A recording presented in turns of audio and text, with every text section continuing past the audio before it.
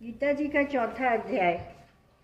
हाथ जोड़ अर्जुन हर पाई, गदगद वचन कहो प्रभुताई। अब मेरे संशय सब दूर, बंजर पड़े ज्यों गिरवर चूर।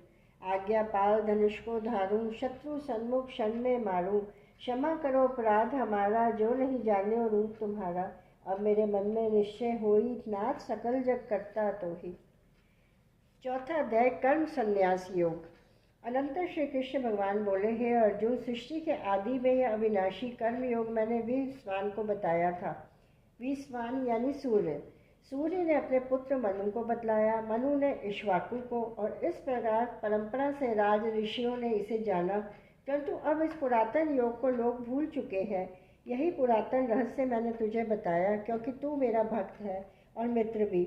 यह सुनकर अर्जुन ने कहा, भगवान, आपका जन्म तो बाद का है और सूर्य का बहुत पुराना है। फिर मैं यह कैसे जानूं कि सृष्टि के आदि में आपने सूर्य को यह सब बताया था। श्री कृष्ण महाराज ने उत्तर दिया, हे अर्जुन, मेरे और तेरे अनेक जन्म हो चुके हैं, उन सबको मैं जानता हूँ। मैं अविनाशी, अजन्मा और सब प्राणियों का अधिष्ठाता होता हुआ भी योग माया द्वारा अपनी प्रकृति के अधीन करके प्रकट होता हूँ।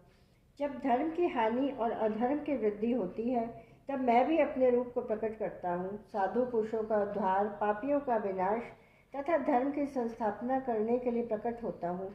जो पुरुष मेरे दिव्य जन्म और कर्म को सच्चा जान लेता है, वह फिर जन्म मरण के बंधन से छूटकर परमात्मा में लीन हो जाता है। ऐसे कितने ही पुरुष ज्ञान रूप तप से पवित्र होकर राग, भय और क्रोध की भावना से मुक्त होकर परमात्मा में लीन हो चुके हैं। हे अर्जुन, परमात्मा की भक्ति जिस रूप में जो कोई करता है, वही रूप उसको प्राप्त होता है। इस रहस्य को जानकर बुद्धिमान पुरुष उसी के मार्ग पर चलते हैं।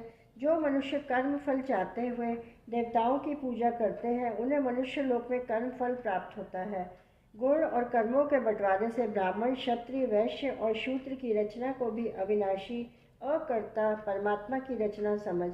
जो यह जानता है कि परमात्मा को कर्म फल की इच्छा नहीं है, उसे कर्मों का लेप नहीं होता, वह पुरुष भी कर्मों से नहीं बंधता।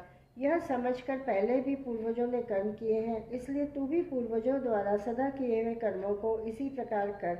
कर्तव्य कर्म क्या है, क्या नहीं है, इस विषय में विद्वान पुरुष भी चकरा जाते हैं। मैं तुझे उस कर्म को ऐसे समझा दूंगा कि तू संसार के बंधन से मुक्त हो जाएगा। कर्म की गति रहस्यमय है। कर्म का स्वरूप, निषिद्ध कर्म, कुकर्म और अकर्म को भी समझो। जो पुरुष कर्म को अकर्म अर्थात अहंकार, फल, कामना रहित कर्म समझता है और इसी प्रकार निष्काम कर्म अर्थात अकर्म को ही कर्म मानता है, वह बुद्धिमान योगी कर्मों को करने वाला है। हे अर्जुन, जिस व्यक्ति के सब कार्य कामना और संकल्प से रहित हैं, वह ज्ञान की अग्नि से जिसने सब कर्मों को झुलसा दिया है, वह पंडित है। कर्म फल की आसक्ति छोड़कर, संसार का आश्रय छोड़कर सदा परमात्मा में लिप्त और तृप्त रहने वाला पुरुष भली प्रकार कर्म करता हुआ भी कुछ नहीं करता। फल की आशा छोड़े हुए अंतःकरण और शरीर को वश में रखने वाला, सब भोग सामग्री से निष्प्रिय पुरुष शरीर से कर्म करता हुआ भी पापी नहीं बन पाता। जो कुछ मिल जाए उससे संतुष्ट, सुख दुख हर्ष शोक से परे, हर्षा से रहित, सिद्ध असिद्ध के समान भाव रखने वाला पुरुष कर्म करके भी उसमें बंधता नहीं। आसक्ति से रहित पुरुष कर्म मुक्त हो जाता है, उसका चित्त ज्ञान में रहता है। ऐसा पुरुष कर्म यज्ञ के लिए करता है, उसके कर्म सुख दुखादि फल उत्पन्न नहीं देते। जिस पुरुष का तर्पण, अर्पण, हवि, अग्नि ब्रह्म है, वही ब्रह्म है, उसका प्रातत्व भी ब्रह्म ही है। कोई योगी देव यज्ञ करते हैं, कोई ब्रह्माग्नि में यज्ञ करते हैं, अर्थात ज्ञान द्वारा पर ब्रह्म परमात्मा में एक भाव से अवस्थित होते हैं। कोई कर्ण आदि इंद्रियों का हवन संयम की अग्नि में करते हैं, अर्थात इंद्रियों के विषय से रोके रखते हैं। कोई शब्द आदि विषयों को इंद्रियों में हवन करते हैं, अर्थात विषयों को इंद्रियों से ग्रहण करते हुए भी उन्हें भस्मात करते हैं। वही योगी जन इंद्रियों और प्राणों के व्यापार को ज्ञान से प्रकाशित परमात्मा अवस्थित की अग्नि में हवन करते हैं। अपनी सब चेष्टाओं से परमात्मा का चिंतन करते हैं। कोई ईश्वरार्पण वृद्धि से लोक सेवा में द्रव्य लगाते हैं, कोई स्व कर्तव्य पालन रूप तपोयज्ञ करते हैं, कई अष्टांग योग रूप से योग करते हैं, दूसरे तीक्ष्ण व्रत स्वाध्याय ज्ञान यज्ञ करने हारे हैं।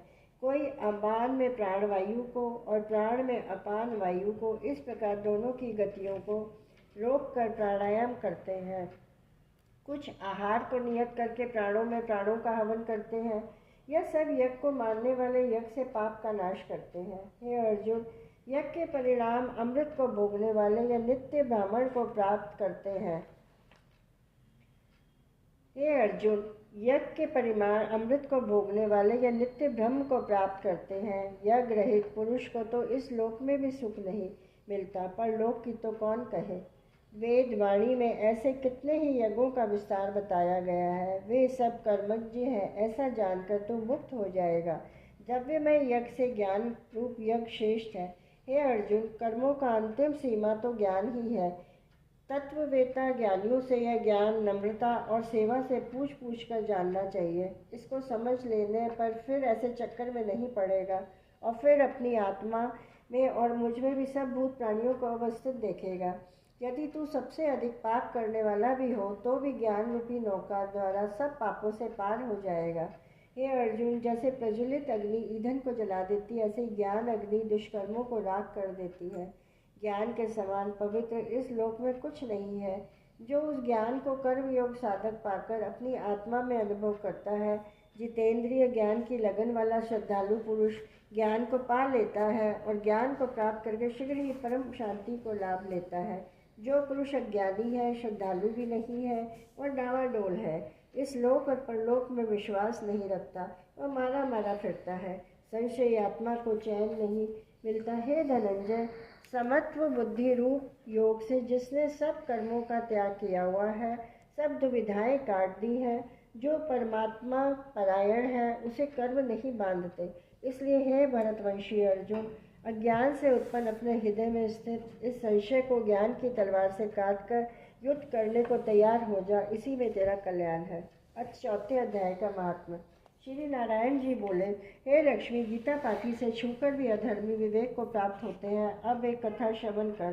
भागीरथी गंगा के तट पर एक वैष्णव साधु रहता था। वह नित्य प्रति श्री गंगा जी में स्नान करके गीता के चौथे अध्याय का पाठ करता था। एक ही वह साधु वन में गया, जहाँ दो बेरी के वृक्ष पास पास खड़े थे। साधु गर्मी से घबराकर उसी के नीचे सो गया। एक बेरी से उसका सिर लगा और दूसरे बेरी से पाँव लगा। वह दोनों बेरियां उस योनि से छूटकर एक ब्राह्मण घर में कन्या के रूप में उत्पन्न हुई। जब वह बड़ी हुई तो उन्होंने सोचा कि जिस तपस्वी ने हमें बेरियों के अधम देह से छुटकारा दिलाया था, हमें उसका दर्शन करना चाहिए। वे बेचारी अपने पिता से तीर्थ यात्रा की आज्ञा लेकर चली। काशी में जाकर उन्होंने उस साधु वैष्णव को देखा तो वह उसके आगे जाकर दंडवत करके बोली कि तुम धन्य हो, तुमने हमें कृतार्थ किया। साधु बोला, मैं तो तुम्हें नहीं जानता। वे दोनों बोली, हम वे बेरियां हैं जिनके आपने उद्धार किया था। साधु बोला, अब मैं तुम्हारी क्या सेवा करूं? वे बोली, कृपा करके हमें गीता के चौथे अध्याय का फल दान करो। वैष्णव साधु ने चौथे अध्याय का फल दान किया। वे दोनों उसी समय देव देख पाकर बैकुंठ को गई। नारायण जी बोले, हे लक्ष्मी, तूने ये चौथे अध्याय का महात्म्य सुना।